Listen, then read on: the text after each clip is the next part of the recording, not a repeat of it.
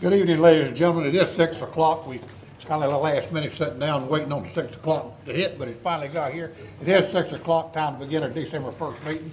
At this time, we'll call ourselves to order. First thing on the agenda is the oath of office tonight. The mayor, Councilmember Billy Jordan, Councilmember Lynn Kazire, Councilmember Gary L. Anderson, and I'll come down, we'll do mine first, and we'll take them in order. Mr. Jordan, Mr. Kazire, and Mr. Anderson. And if you want to do a photo op with any of these gentlemen, ladies, please feel free to do so. If you got a camera and you want to make a picture. Judge Bragg, glad to have you with us tonight. Thank you, Mayor. Your Honor, sir.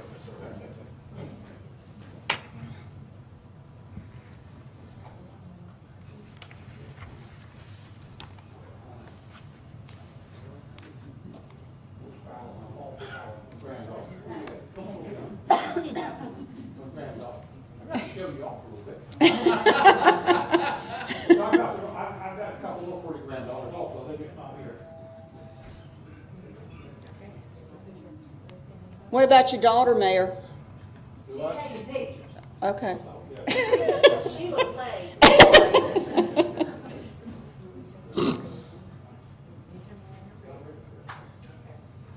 Do you solemnly swear that you will support the Constitution of the United States, so help you God? Do you solemnly and sincerely swear that you will be faithful and bear true allegiance to the state of North Carolina and to the constitutional powers and authorities which are or may be established for the government thereof, that you will endeavor to support, maintain, and defend the Constitution of this state, not inconsistent with the Constitution of the United States, to the best of your knowledge and ability, so help you God? Do you swear that you will well and truly execute the duties of the office of mayor according to the best of your skill and ability and according to law, so help you God? I do. Congratulations. This is my daughter, Love.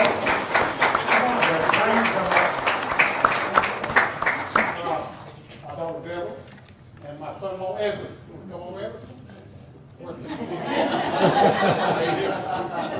Both of you. Edward doesn't have a choice. These folks want to see the real thing. This is my family, of course. They all couldn't be here. Some of them are working at different places, but I'm proud that they're here. So, beautiful granddaughter here, my beautiful wife, my daughter, and son-in-law. Thank y'all for coming.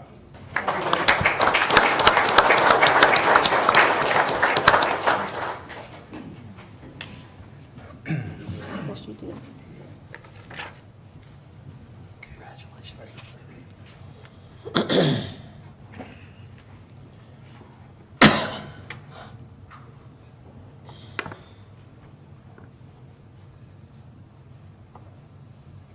Do you solemnly swear that you will support the Constitution of the United States of God?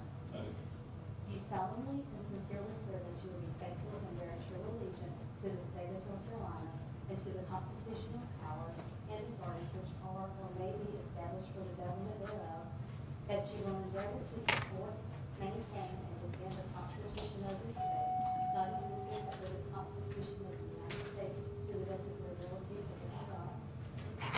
Do you swear that you will well and truly exercise the duties of the office of city council member according to the best of your skill and ability, according to law, so help you God?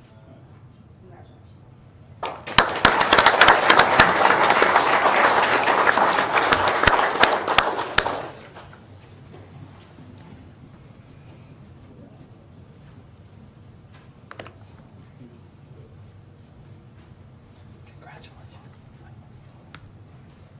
Step down, Bible, raise your right hand. Do you solemnly swear that you will support the Constitution of the United States, so help you God? Do you solemnly and sincerely swear that you will be faithful and bear true allegiance to the state of North Carolina and to the constitutional powers and authorities which are or may be established for the government thereof, and that you will endeavor to support, maintain, and defend the Constitution of this state, not inconsistent with the Constitution of the United States, to the best of your knowledge and ability, so help you God?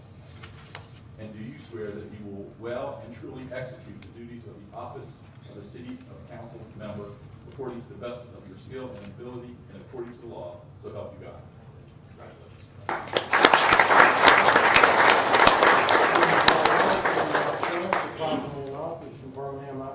Christian, and he's here tonight.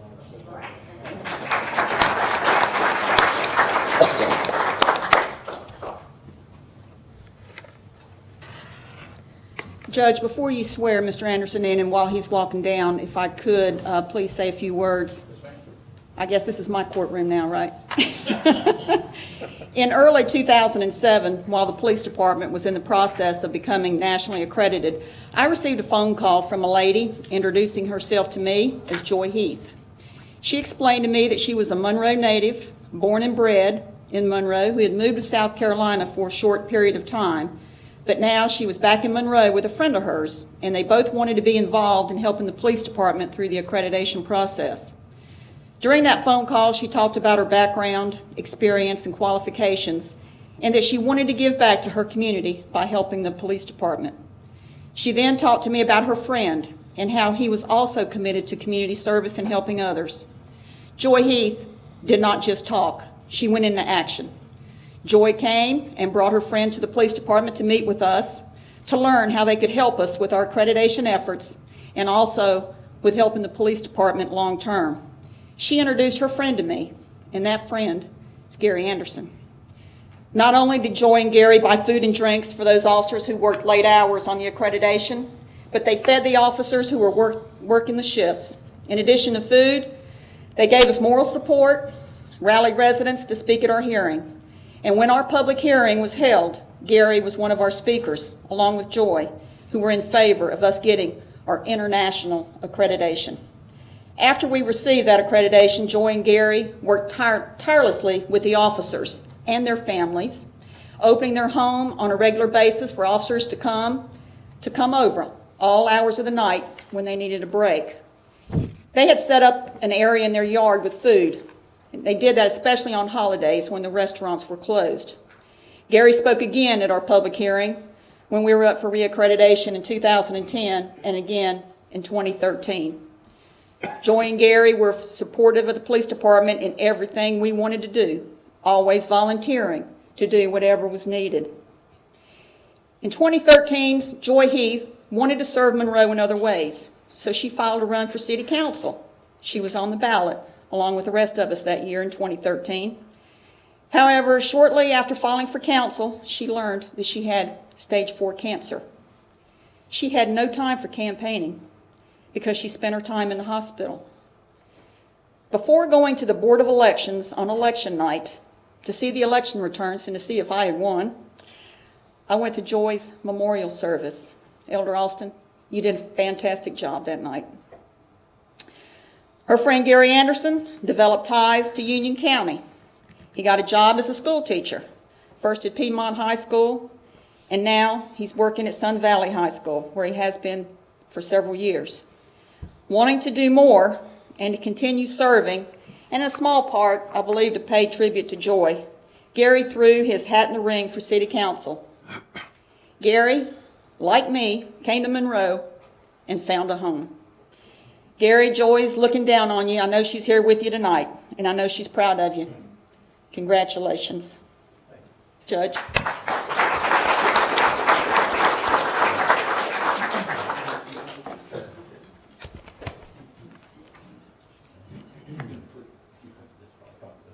Put your left hand on the Bible and raise your right hand, please. Do you solemnly swear that you will support the Constitution of the United States, so help you God? Do you solemnly and sincerely swear that you will be faithful and bear true allegiance to the state of North Carolina and to the constitutional powers and authorities which are or may be established for the government thereof, and that you will endeavor to support, maintain, and defend the Constitution of this state, not inconsistent with the Constitution of the United States, to the best of your knowledge and ability, so help you God? I do. And do you swear that you will well and truly execute the duties of the office of City Council Member according to the best of your skill and ability and according to the law, so help you God? I do. Mr. Anderson, congratulations.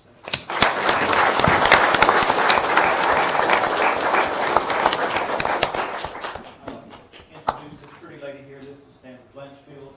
She is now the highlight of my life. She was just a huge supporter in my campaign, and couldn't have done it without her. And look forward to sharing a new life with you. So thank you for being here.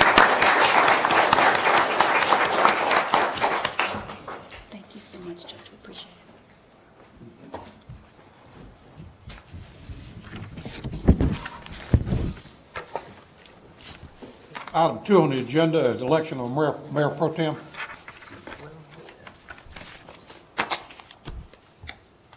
I make a motion that Councilmember Deborah Duncan be our next Mayor Pro Tem. Second. I have a motion and I have a second. Any discussion? Hearing none, all in favor? Aye. Aye. Any opposed? Aye. One opposed. Item 3 on the agenda, presentation to the Monroe Police Department Explorer Post 262. Who will be doing that?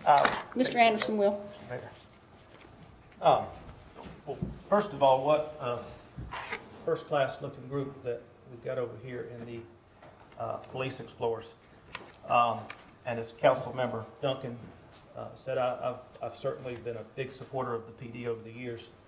And the reality is, you are our future leaders, no doubt.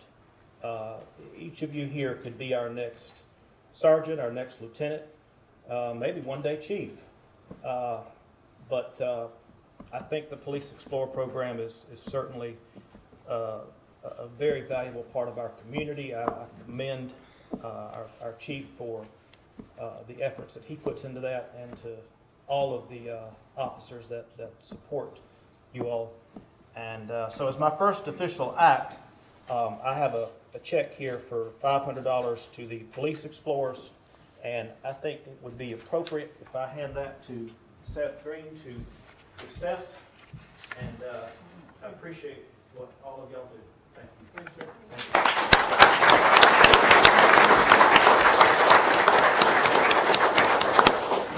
And one more thing, we'd like to thank all the police explorers, all our police officers, police employees, fire department, firefighters, everybody that's here, and all of you that's here with us tonight. We do appreciate your attending. Thank you very much. Thank you. All right. Moves us down to the consent agenda. Thank you, Mayor, and members of the City Council. The City Council uses the consent agenda to consider items that are non-controversial and routine. Consent agenda is acted upon by one motion and vote of the council. Items may be removed from the consent agenda and placed on the regular agenda at the request of a council member or citizen with the consent of council. The consent agenda contains the following items, and there are 6 items on the consent agenda. First item is number 4, and it involves approval of acceptance of minutes and reports. And there are 5 sets of minutes, lettered A through E. Item 4F is disbursement of the fiscal year 2015 through 2016 City Council discretionary funds. Council members are provided $3,000 each on an annual basis for disbursement at their discretion towards items that meet the public purpose definition of permitted items that the municipality is authorized to perform. Councilmember Duncan disbursed $500 to the Police Department Explorer Post 262. Item 4G involves summary of contracts awarded, change orders approved, city manager's settlement of claims, and city manager's discretionary funds. There were no claims settled nor expenditures of the manager's discretionary funds during this period. The number of contracts awarded were 13, totaling $113,000 in change. Item 5 involves 2 budget amendments. First of which is the donation from Councilmember Deborah C. Duncan to the Police Department's Explorer Post 262. And this is for the purpose of accepting Councilmember Duncan's discretionary disbursement of $500 to the Police Department's Explorer Post. Item 5B is the engagement of an architectural firm to provide design and renderings for the Center Theater. And this is for the purpose of authorizing financial support to fund the professional services contract in the amount of $70,000, of which $62,000 is being provided by the TDA and $8,000 from the nonprofit group, the Center Theater Development Group. Item 6 under consent is for the purpose of requesting council to call multiple public hearings to be held on January 5th, which include 2 historic landmark designation requests by the Union County Historic Preservation Commission. The first is for Monroe Bank and Trust Building located 120 North Main Street. And the second is for the Payne Van Lohberger House located 502 South Washington Street. Item 7 involves 3 resolutions. The first of which is approving the lease agreement for Center Theater Development, Inc. for property located at 118 South Main Street and granting authorization to the city manager to execute those documents. This is for the purpose of approving the document with a 10-year term for a nonprofit cultural and performing arts center to be used as a performance venue. Second resolution is approving the lease agreement with Union County Board of Education, Union County High School Bus Garage for property located near Quarry Road and granting authorization to the city manager to execute those documents. This is for the purpose of approving a second 5-year lease with this organization. Third resolution is for approving a lease agreement with the Union County Community Arts Council for property located at 120 North Main Street and granting authorization to the city manager to execute those documents. This is for the purpose of approving a third 10-year lease with this organization. Item 1 under consent involves schedules for the city council's meetings in calendar year 2016 and for events in 2016. This is for the purpose of accepting the schedule of regular meetings, strategic meetings, and city events. Members of the city council concludes the synopsis of the items considered for your consent agenda. Thank you, Mary. Any questions or discussion, council? Hearing none, do I have a motion? So moved. I have a motion, do I have a second? Second. Motion and second, all in favor? Any opposed? Hearing none, order passed. Go to the regular agenda. Item 9, award of the fire helmet to retiring employee Danny Smith. Thank you, Mayor. Good evening, council. We do have an item before you tonight to recognize a retiring employee. Assistant Chief Danny Smith has decided to retire after some 21 years of service with the city. Starting back in 1994 when we were Public Safety Department, and I think the mayor had the honor of hiring him at that point as the Public Safety Chief. And Chief Smith has served for the last 10 years as the Assistant Fire Chief. So the item before you tonight is to award Chief Smith his fire helmet.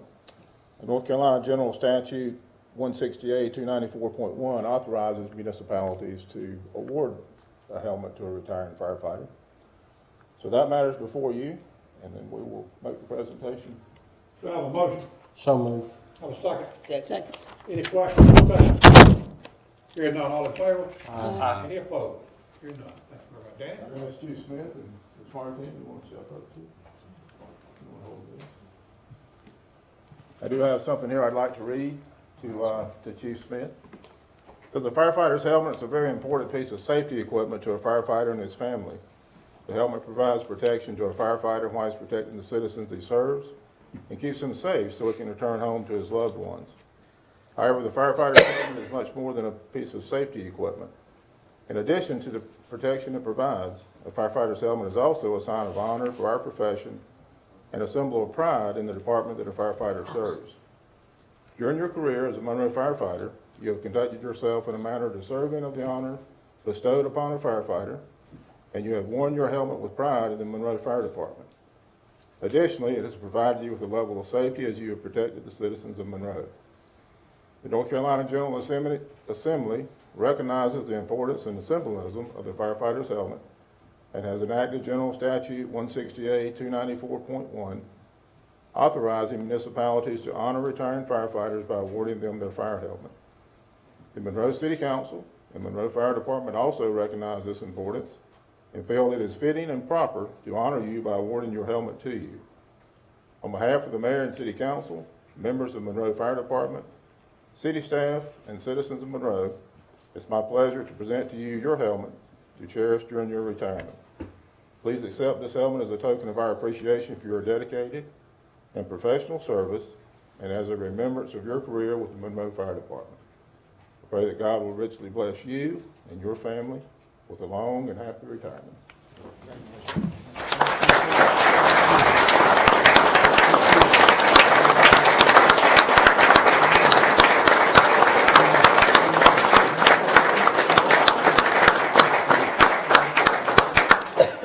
Danny, I want to thank you for the splendid job you have done for the citizens of Monroe over this 21 years. You've been a great employee, did a great job, and I'm glad I had a part in bringing you on, brother. That's been a long time ago. I was a young man back then. I'd like to say to the council, I am so grateful for the opportunity to serve the people of Monroe, and particularly Mayor, that I don't know what he was thinking, but he did hire me, and I'm so grateful. And I want to tell you how grateful I am to serve with the wonderful team of employees in all the departments of the city. They've been great to work with. They've been very supportive of me, and it has truly been a pleasure to work with them. I couldn't leave without saying to you, though, I'm so grateful for my fire department brothers. It has been one of the delights of my life to get to work with them, get to know them, to see many of them develop. Again, thank you very, very much.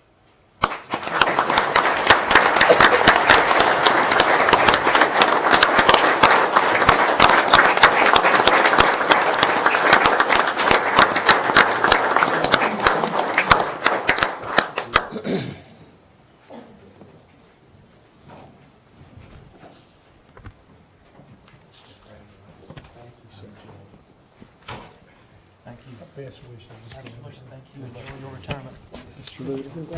Thank you, ma'am. Congratulations. Did you do this? Love to you, buddy. Thank you, sir. Congratulations. Thank you for letting us have it for 21 years. Thank you so much. Thank you for everything you've done. Absolutely. Congratulations. Thank you. Congratulations and all the best. Absolutely.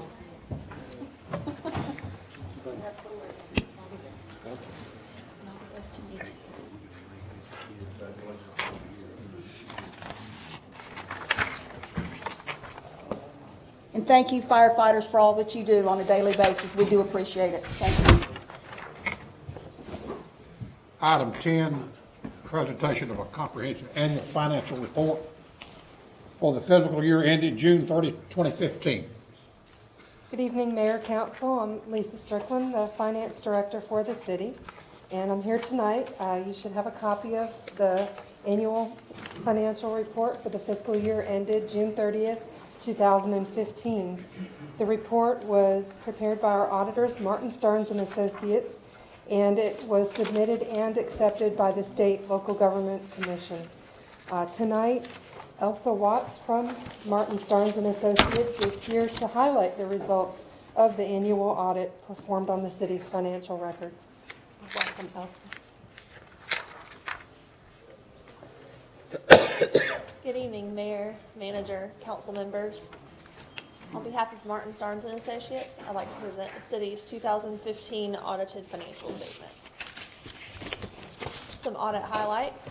The city received an unmodified opinion. This is a clean audit opinion. It is the best type of audit opinion that can be received. There were no findings or question costs identified. No material internal control weaknesses identified either.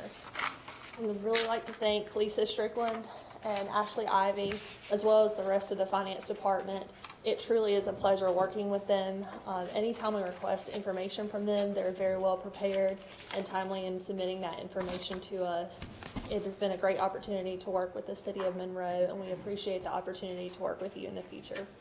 Thank you again. Let's look at your general fund. We had total revenues of $34.3 million. Total expenditures of $29.6 million. Here's some comparative information for you as well. We will be detailing those further on in the presentation. The Local Government Commission defines available fund balance as total fund balance less any non-spendable items, less items restricted by state statute. The LGC uses this calculation to compare you to other units. Here's a look at your fund balance position for the general fund. You had total fund balance of just over $27 million, non-spendable items of $282,000, items restricted by state law of $3.6 million, and an available fund balance of $23.1 million. This is an increase in available fund balance of $3.1 million. Your revenues for the general fund were $34.3 million. Of these revenues, you had property taxes at 56%, Sales and services, 6%. Other taxes and licenses, 3%. Unrestricted intergovernmentals, 26% is your utility franchise taxes. And then restricted intergovernmental revenues, your federal and state grants, were at 5%, and you had other revenues of 4%. Property taxes remain fairly comparable at $19.3 million, just a 2% decrease there. Unrestricted intergovernmentals were $8.9 million. It's about a 13% increase there due to some increases in your utility franchise tax revenue. Sales and services fairly flat at $1.9 million. Here's a look at your expenditures for the general fund, which were $29.6 million. You had 60% in public safety, culture and recreation 15%, general government was 11%, transportation 9%, and debt service was 5%. Your general government expenditures were $3.2 million. It's about a 14% increase there, and this is due to a cost allocation study that was completed. Public safety had expenditures of $17.8 million. A majority of this is due to fire truck that was purchased and capitalized as an asset, and you had some additional increases in healthcare costs there. Culture and recreation was at $4.5 million, fairly comparable, about a 3% increase there. Here's some information on your enterprise funds. Water and sewer fund had an unrestricted net position of $29.1 million and operating income of $5.8 million. The electric fund had an unrestricted net position of $53.2 million and an operating income of $5.7 million. Natural gas fund had unrestricted net position of $21.4 million and an operating income of $5.9 million. And the airport had unrestricted net position of $601,000 and an operating loss of just over $1 million. Your non-major enterprise funds, which include your aquatics and fitness center, stormwater, and solid waste, had a combined unrestricted net position of $2.5 million and an operating income of $314,000. And we have some information presented here as well on your cash flows from operations and unrestricted cash at June 30th. We recommend that you read your MD&A and the CAFR. It provides a good detail of the changes throughout the year in your revenues and expenditures and a look at the upcoming fiscal year 16. This concludes my presentation. Does anyone have any questions? Comment. I'd like to thank you and our finance department for the job you've done this year, and especially our staff, because we're some $3 million better off now than we were in 2014. So thank you very much, guys. Any other questions, council? Comment? Hearing none. Thank you very much. Thank you so Thank much, you. Elsa. Thank you. And I just want to thank Ashley Ivy for all of her participation, and Elsa. Their team is very professional. Just a pleasure to work with. Thank you. Very good. Thank you very much. Thank you very much. Item 11, consideration of award of Level 2 Economic Development Incentive Grant to Tyson. This is a public hearing. We'll recognize Mr. Ron Mail at this time, sir. Mr. Mayor, Council, Manager Faison, thank you very much. I'm pleased to present for public hearing the request to award a Level 2 Economic Development Incentive Grant for Tyson Foods. Our office began conversations with representatives in September of this year regarding the potential installation of new equipment at their Monroe facility that could result in an approximate capital investment of $5 million and the creation of more than 50 new jobs. The company has operations throughout the United States. Here in Monroe, Tyson Foods is located on Seacrest Avenue in the Sutton Park industrial neighborhood. The Monroe plant processes chicken for the tray pack distribution market that basically is distributed out to a variety of retail grocery facilities. The facility has been here in Monroe since the 1960s and has been owned by Tyson since 1989. Today, the company employs about 1,500 people. The company is considering an investment in new capital equipment and the hiring of additional people that will enhance their process flow and increase the total number of pounds of chicken packaged in a normal work shift. The incentive grant, if awarded by you tonight, is a requirement of Tyson's location decision. Monroe hopes to secure this $5 million in new machinery, equipment, and the creation of 50 additional jobs.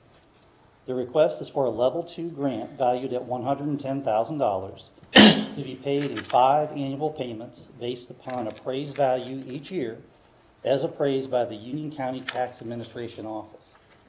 The grant is based on the company's projected total investment of $5 million in equipment, machinery, and related building improvements over the grant period. Based on its projected investment in the city of Monroe, the current tax rate, and assuming a consistent assessed value with no depreciation, the company will pay estimated ad valorem taxes on the new taxable investment of $146,575 over the same grant period. Now, actual tax revenue to the city will be based on the assessed value of the investment each year, depending upon the depreciation schedule and timing of the investments. As with all incentive grants, we have conducted a cost-benefit analysis that shows the city's benefit ratio is 2.68 to 1 for the term of the grant and a 4.01 to 1 for the first 10 years of the project. Based on the information we've gathered, staff concludes that Tyson has met all conditions necessary for a level 2 economic development incentive grant in an amount not to exceed $110,000. I ask that you approve this grant request and give staff the authority to negotiate the final incentive agreement to be signed by the mayor. Tyson Foods will be requesting a similar economic development incentive from the Union County Board of Commissioners at their December 7th, 2015 regular meeting. At this time, I'd like to introduce Mr. Leonard Parks, Human Resource Manager, and Jermaine Wallace, Industrial Engineer at Tyson. They can answer any questions if you should have them. Thank you. Good evening, gentlemen. Welcome. Good evening, Mr. Mayor, City Council member. My name is Leonard Parks, and this is my colleague, Jermaine Wallace. And we just want to express our gratitude and appreciation for any consideration that you may give in reference to the grant and incentives that we may receive. And on behalf of our complex manager, Jonathan Edwards, and our plant manager, Paul Nelson, who was out of town on a business meeting, they want to express their gratitude as well. We appreciate you guys. Absolutely. Without y'all, we wouldn't be here. Yeah, we appreciate your presence in our city. Thank you. Thank you so much. Absolutely. Any other question, council, comment? Thank you very much. Thank you. Thank you. This is a public hearing. Is anyone here who would like to speak in favor? Hearing none, is anyone here who would like to speak in opposition? Hearing none, we'll close the public hearing to take action. Move approve. I have a motion to approve. I have a motion to second. Any discussions? Hearing none, all in favor? Aye. Any opposed? That passes very well. Thank you. Thank y'all for coming out. Thank you. Item 12, zoning map amendment request for property located 809 South Church Street, residential R10 to office transitional OT. This is a public hearing. Good evening, Mayor and Council. My name is Doug Brew in the Planning Department. Tonight, presenting the zoning map amendment request filed by Jack Hargan on behalf of Century United Methodist Church.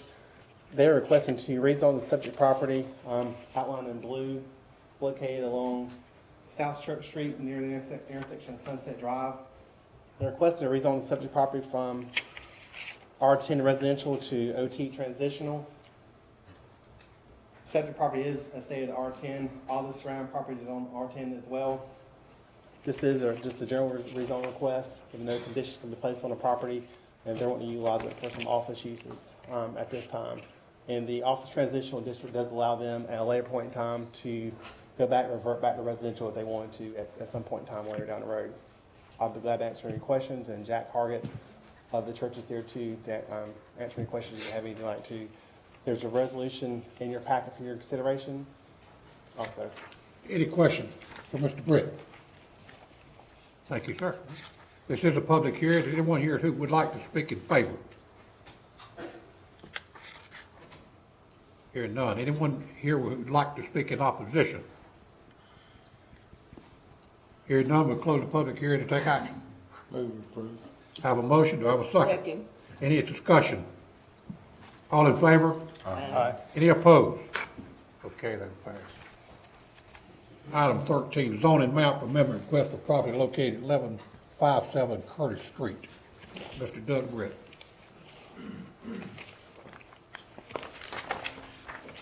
This is the conditional district request.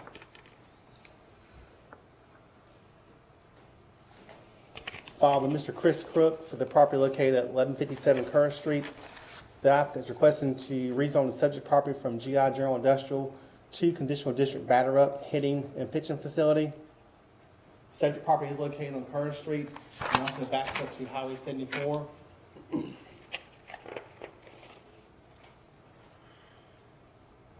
The property is currently zoned GI General Industrial as well as all the surrounding properties are also GI General Industrial as well.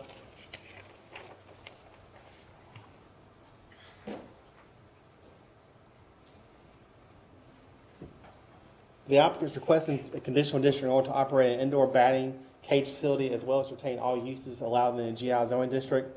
The site currently contains a 10,000 square foot metal building with a gravel parking lot.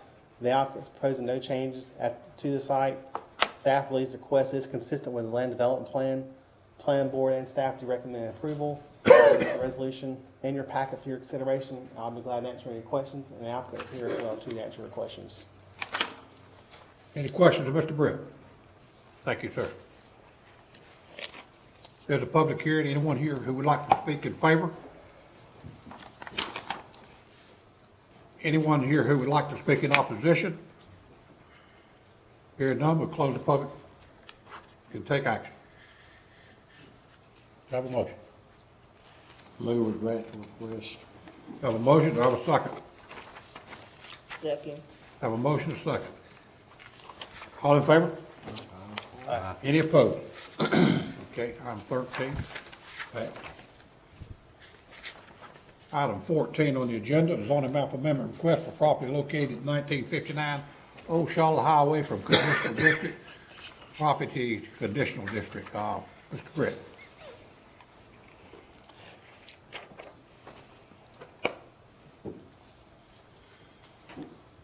Council, this is a request to amend the existing conditional district located on the subject property at 1959 Old Charlotte Highway.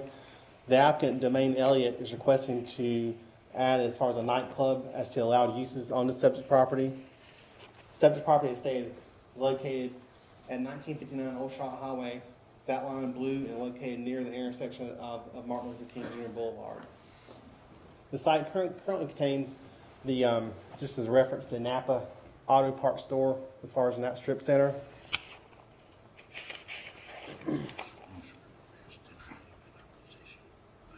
And the state is conditional district. All these surrounding properties are GV general business.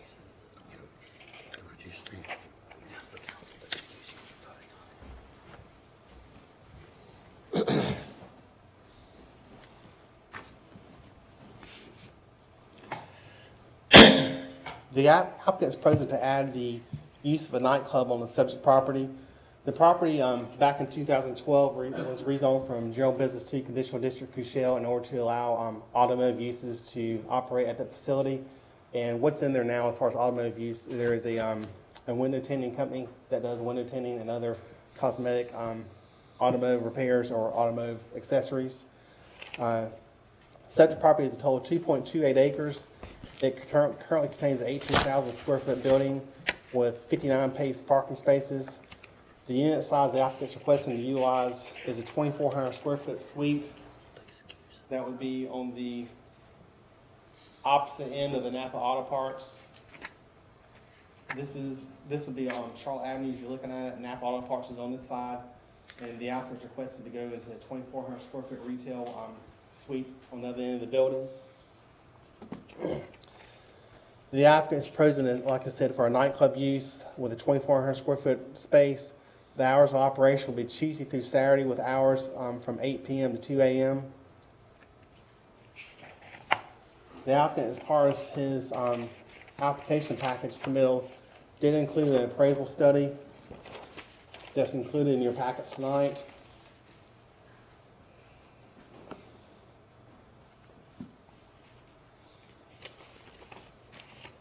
That basically said, based on the information gathered, it's the opinion of the appraiser of the nightclub should not adversely affect the surrounding properties. This is based on the assumption that the business will be operated with competent and responsible management.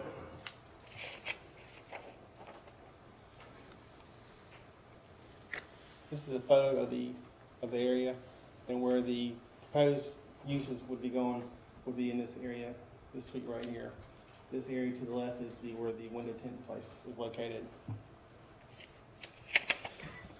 Staff did receive one email in opposition based on when mail-outs were sent, and this is the email that's also included in your packet. That was from one of the adjoining property owners in opposition to the request. And that's included in your packet as well. Project was presented to the plan board. Plan board recommended approval based on the existing zoning and the surrounding land uses of the area. Plan board did recommend approval. The applicant's here tonight to answer your questions, and staff has included a resolution for your consideration tonight as well. I didn't know where this was until I saw that. I recognized that, where it's at. How is this gonna fit in there with that other businesses in there? Well, as far as you And, know, and have the, I see that you got one, there, but I wonder if the rest of them knows, and I'm not condemning it yet, but I'm saying, how's it gonna fit there? And I believe you said it's gonna be from 8 to 2 o'clock in the morning. right, you know, and one thing staff, when we look at, you know, we said before, we don't have any parking regulations. If this is operated during the daytime, we feel it's some type of use that would generate a whole lot of traffic, and as far as parking requirements, that would be a concern. But from a parking standpoint, since it's open when everything else is closed, you know, staff doesn't feel as far as parking would be an issue. As far as whether other tenants know or not, that, you know, the applicant had to address I'm that. not worried about the parking, where they're gonna park. I mean, Right. that's important. Right, But I'm just saying, and I don't know, what is the name of it? the applicant. Do you know anything about it? Is the applicant here? Yes, the applicant's here tonight. I'm sorry? The applicant's here tonight. Okay, very good. Well, then, that's what I wanna know. Okay. Any other questions, Mr. Britt? And how many people did you contact about this club opening up? We sent notification to all the property owners within 150 feet of the subject property. So I'd probably say there was probably at least 12 to 15 people we notified, and we received one email back in opposition to the request. And since we sent the notifications out for the public hearing tonight and for the property, we haven't received any other calls. The email we received was back early in the process of October 14th. So For the since October businesses? 14th, I haven't received any other contact from any of the adjoining property owners. Were the one way or the surrounding other. businesses contacted? The surrounding businesses? We sent our notification to the property owners. Well, they may be renting those buildings. They may are not be the renting. property owners. Right, we don't send them to the individual business, we send them as far as about what state law requires, is we send to the property owners, I not. understand that, but it might affect their business perhaps. I'm not saying it will. Right, well, actually, no, we do not send them to the individual business, no, we do not. Did we meet with the police department and show them the plans or talk to them The about it? applicant has had discussions with the police department, yes. As far as providing security, You get any feedback from them? have not.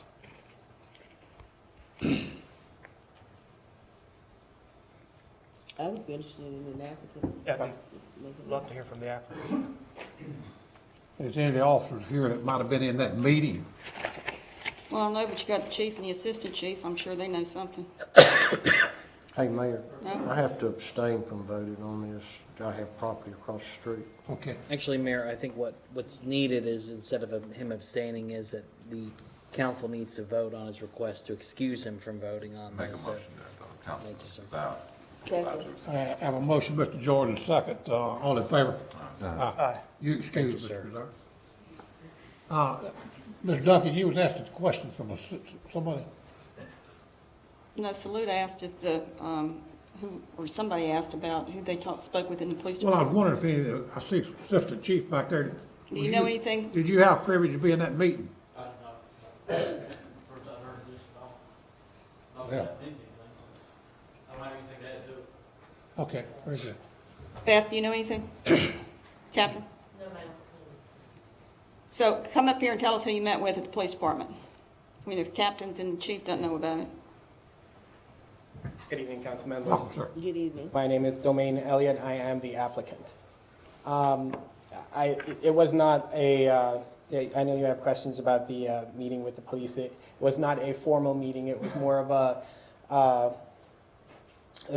a casual meeting to say, hey, this is my idea. What do you think? This is where I'm thinking of putting it. And it wasn't exactly a formal meeting. It was more of gathering information about what the consequences of traffic, what the consequences of that many people being in the same area at the time. And it was just a casual passing meeting with a person on the force.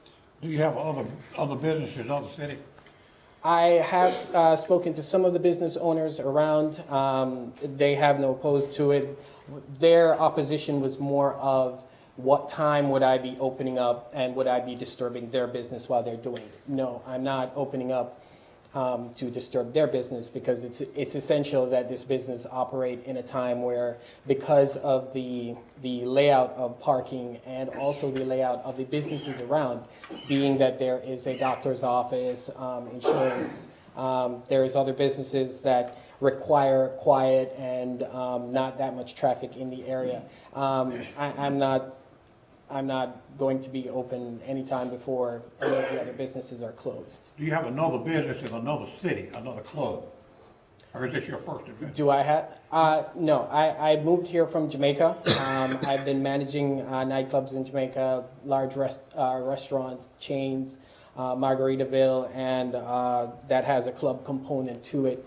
But also I've been managing large hotels in the Caribbean that have dedicated nightclubs to them. And I do understand the risks. I've been working in this industry for 22 years, and I do understand the risks that are involved. But what I saw was a lot of people,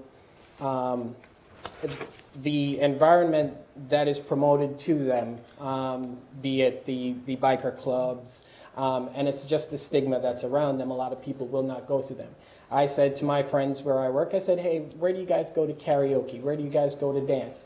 They said, well, if they want to go to karaoke, they'll go to Matthews, or if they want to go to somewhere to dance, just to, wind down for a drink or have some group component to them to enjoy themselves, they will go all the way to Charlotte just to go to the clubs there. And my thinking is, and my outlook on what this would provide is not necessarily to take the business away from Charlotte or to take the business away from Matthews, but what about the people who have just 2 hours after having dinner that they would like to karaoke, they would like to hang out with their friends, they would like to dance for a little bit. This would be their place to be. The space would only hold about 99 people. Take 10 people out of that for staffing, you only have a capacity of 90 people. It's not going to be large. Crowd is going to be easily taken care of by the security that has to be there, which is a requirement of the landlords for us to make sure that not only the people inside the building, but also the buildings itself is taken care of. What age group with this club? We are strictly going to be over 21. We have to be because of the simple fact that it is going to be licensed as a private club. It is different from the licensing of, say, like a restaurant that has to have 30% of their food as their earnings and 70% as their bar. The taxes are higher, and there's a lot more scrutiny as to who gets these nightclub passes. But the age group that I'm looking for is easily 21 to 35, those people who would like to go out on a weekend, and it would strictly be over 21. I'm not looking for any under that. That is, there is grave consequences for underage drinking as regards the ABC board, and I understand all of that.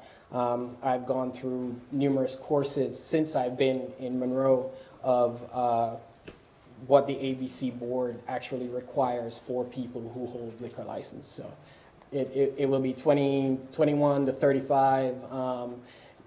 That will be the major age group of people that will be going there. So you say you're gonna operate it as a private club, which means there's a membership. Yes, ma'am.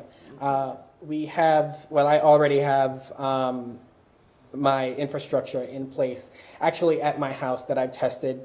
And just like the little fobs on your key ring that you get at the supermarket or for your rewards programs, that's what we're going to be using. It's an easy way. You don't have to sign anything. It's just like going to Planet Fitness and you scan your fob. You're in the system for that day. All of that has been tested and is a go. I checked with the ABC board in Raleigh. They said that there is more to it. How would we keep the paperwork? The paperwork would be kept digitally, and also full prints would be done at the end of each day to make sure that everybody, if there was ever a question of who was in the nightclub at that time, then that would be.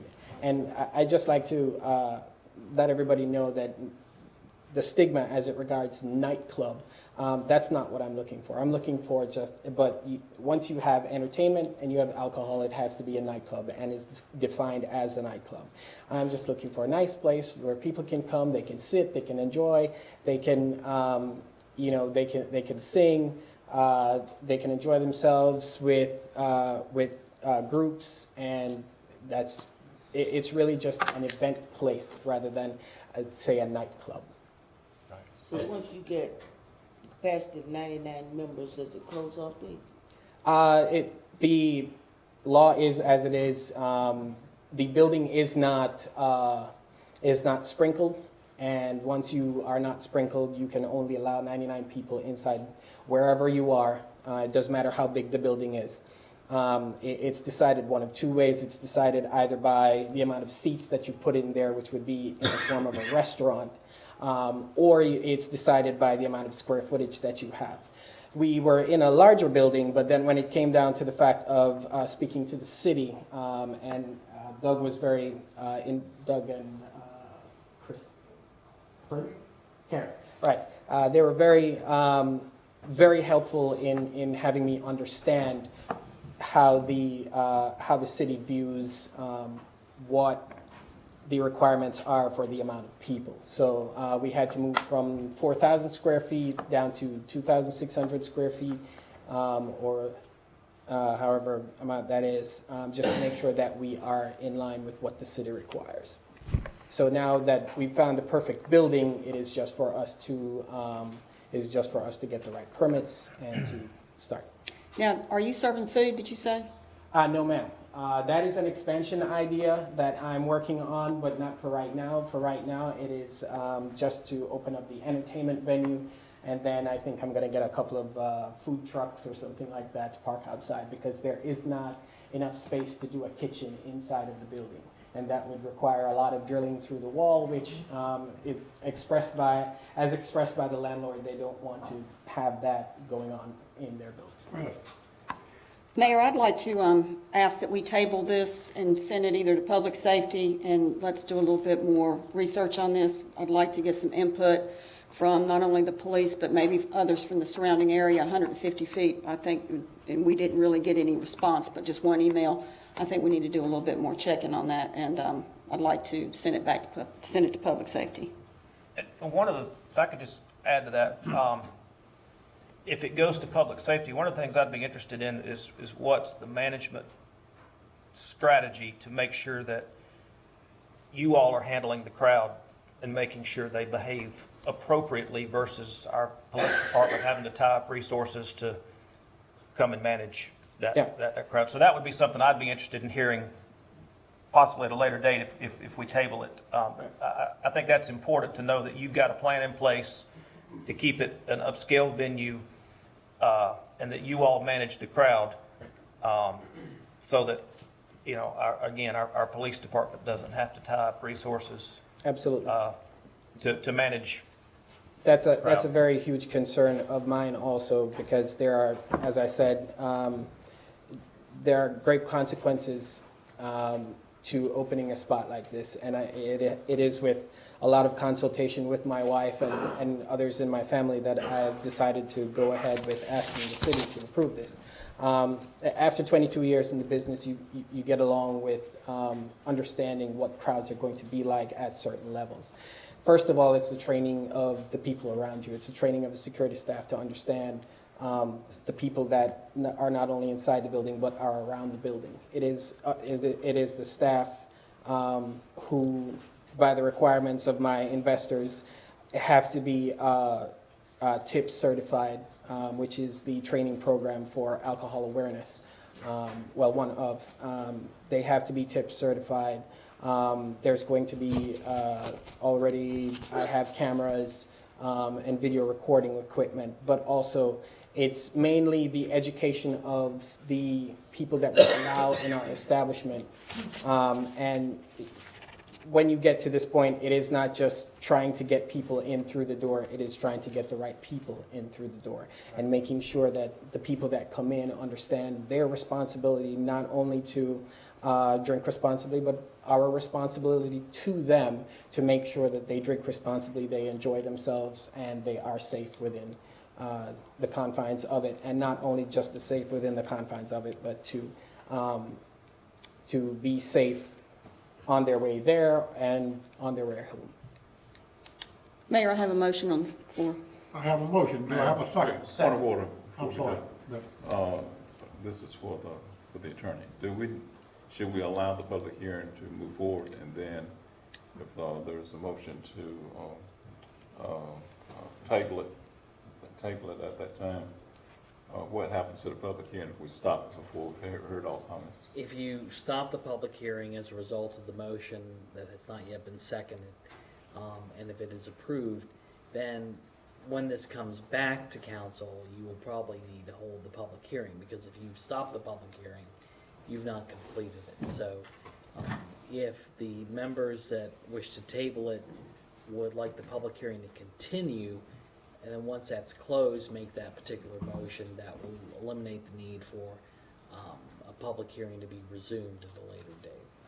No, my motion stands as is. I'm going to leave it like it is. I think we should have another public hearing. People can, if more aware, can come in and speak at that time. And I stand on my second to her motion. Any other discussion? Hearing none, all in favor? Aye. Aye. Any opposed? Hearing none, okay. Actually, no, you had two. You had two in opposition, sir. Oh, okay. Have two in opposition? Yes, sir. Okay. You get that, Bridget? And That's gonna be.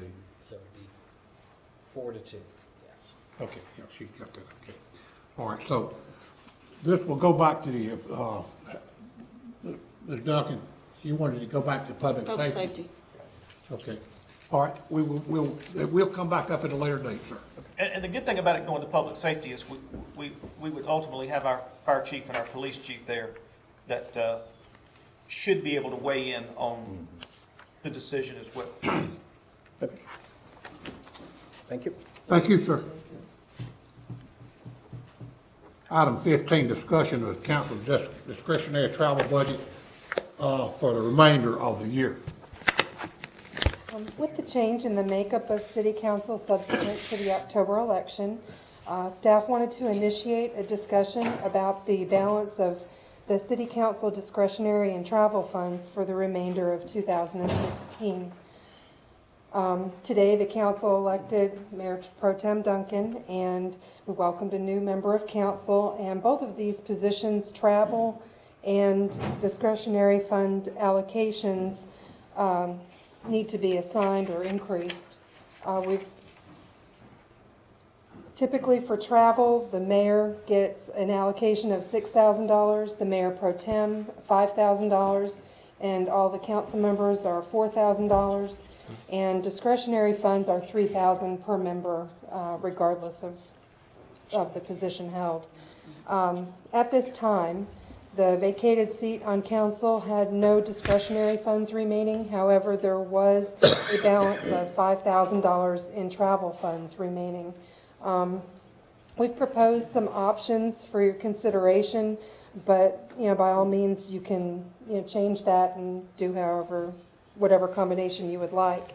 The first option is a 6-month allocation of funding to Councilmember Anderson in the amount of $1,500 for discretionary spending and $2,000 for travel, and the remainder, $1,500, would be provided for additional travel allocation to Mayor Pro Tem Duncan. Option 2, similar, $1,500 for discretionary spending for Councilmember Anderson and $2,500 for travel, with the remaining $1,000 to be provided to the new Mayor Pro Tem Duncan, or any other combination as you see fit. I move we do two. I move we do two. 2 for Second option. Option 2, okay. Okay, I have a motion for option. Is that a motion? Yes, it is. I have a motion. Do I have a second?